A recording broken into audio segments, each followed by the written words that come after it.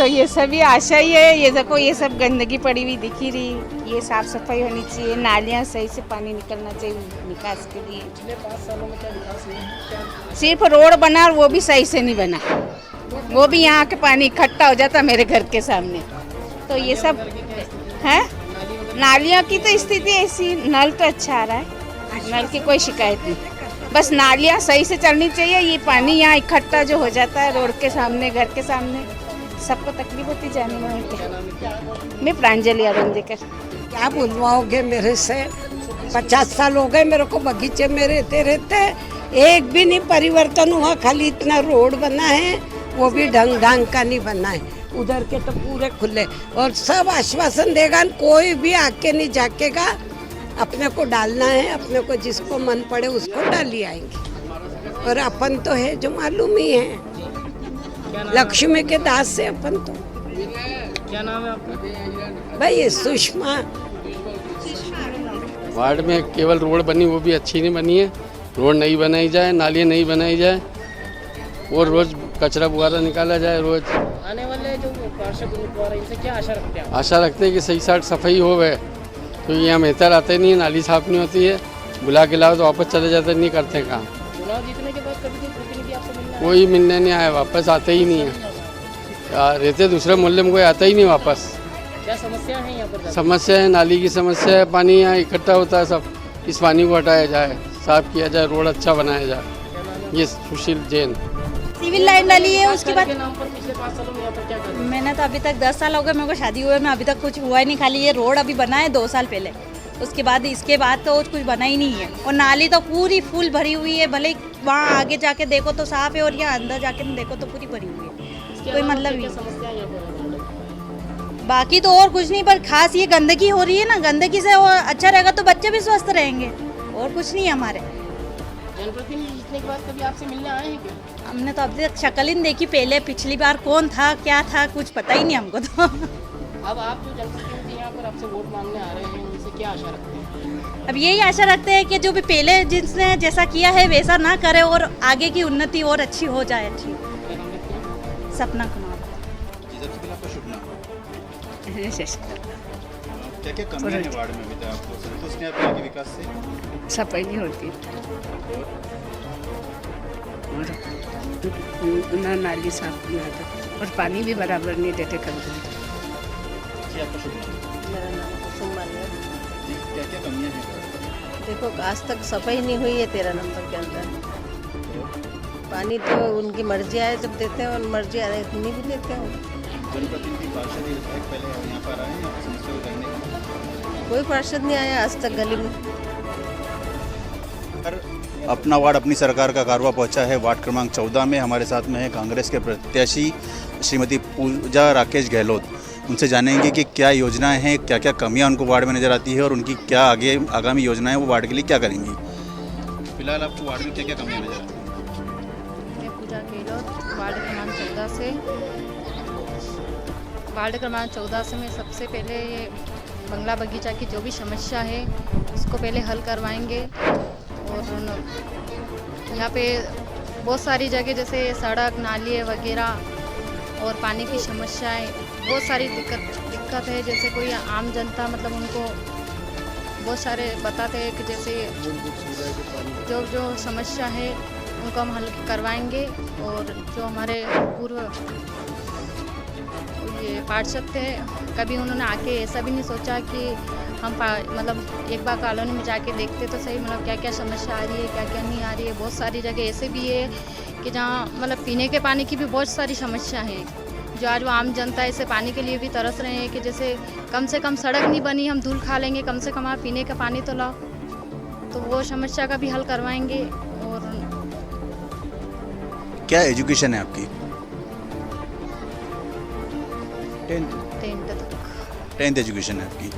अच्छा, आप बताइए, आपकी वाइफ खड़े हुए हैं यहाँ पर, किस तरह से क्या योजना है आप लोगों की वार्ड के अंदर? अगर आप लोगों को जो है बहुमत मिलता है, अगर आप जीतते हैं तो क्या विकास होगा, क्या सोच रखा है आपने? सबसे पहले तो मतलब जो वार्ड में बंगला बगीचा की समस्या है, भाजपा सरकार ने वादे किए थे बहुत सारे। खुद सीएम शिवराज सिंह जी ने कहा था कि हम जीतते सही बंगला बगीचा की 6 महीना में समस्या का हल कर देंगे। उसके बाद अभी तक उस समस्या का हल नहीं हुआ। बहुत सारे बोलेंगे फिर पट्टे दे रहे हैं, उसका भी अभी तक कोई निराकरण नहीं हुआ। मतलब कोई समाधान अभी तक दिखाई नहीं दे रहा है। तो मतलब जैसे कांग्रेस का बोर्ड बनता है नगर पालिका में, तो सबसे पहले हम इस समस्या को मतलब सबसे आगे उठाएंगे।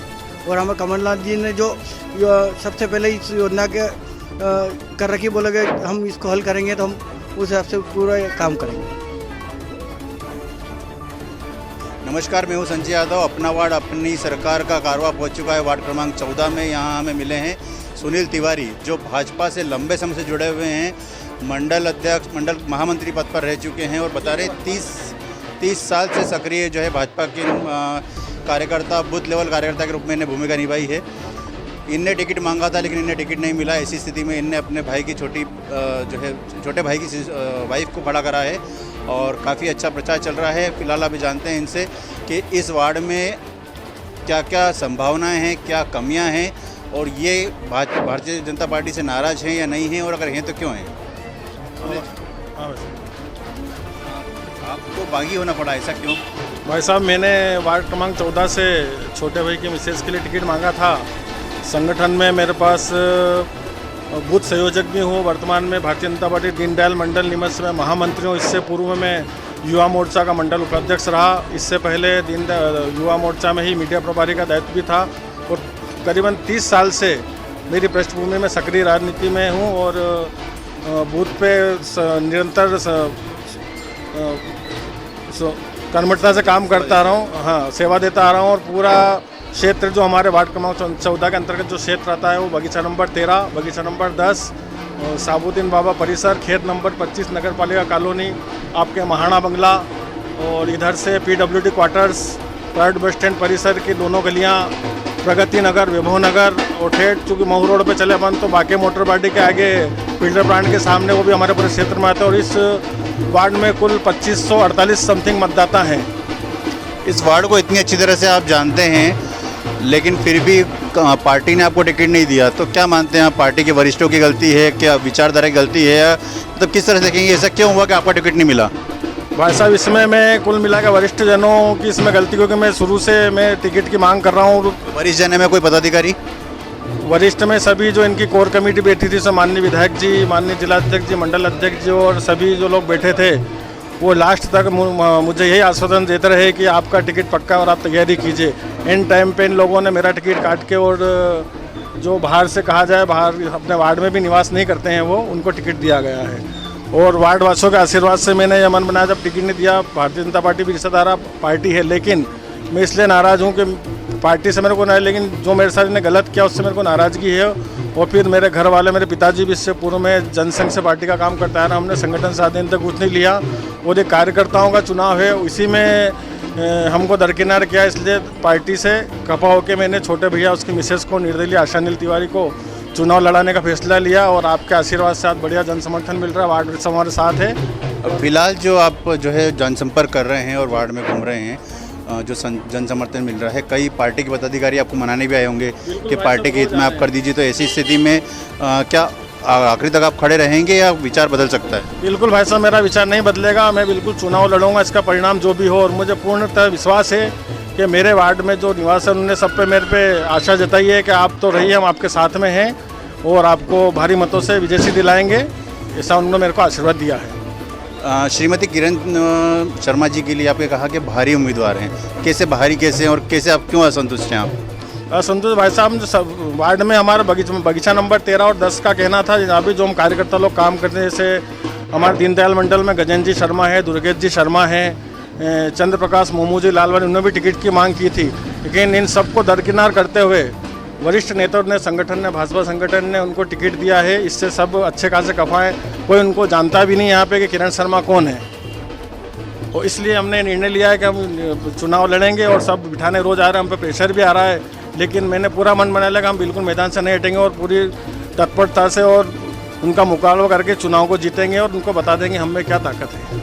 ये तो रही पार्टी की बात, आपने विरोध में खड़े हुए, निर्दलीय खड़े हुए हैं। अब हम आ जाते हैं सीधे विकास पर। क्या लगता है आपको वार्ड में क्या क्या विकास की कमियां हैं, और अगर आप जो है आपके भाई की जो वाइफ हैं वो जीतती हैं, तो ऐसी स्थिति में क्या क्या विकास कार्य होंगे इस वार्ड के लिए? आप क्या सपने हैं, क्या आपने सोच रखा है? भाई साहब, चूँकि यहाँ पे काम करीब करीब सब हो चुके हैं, इसमें खाली वार्ड नंबर 14 के अंदर बगीचा नंबर 13 में मात्र 4 से 5 छोटी छोटी गलियाँ उनका काम बाकी है।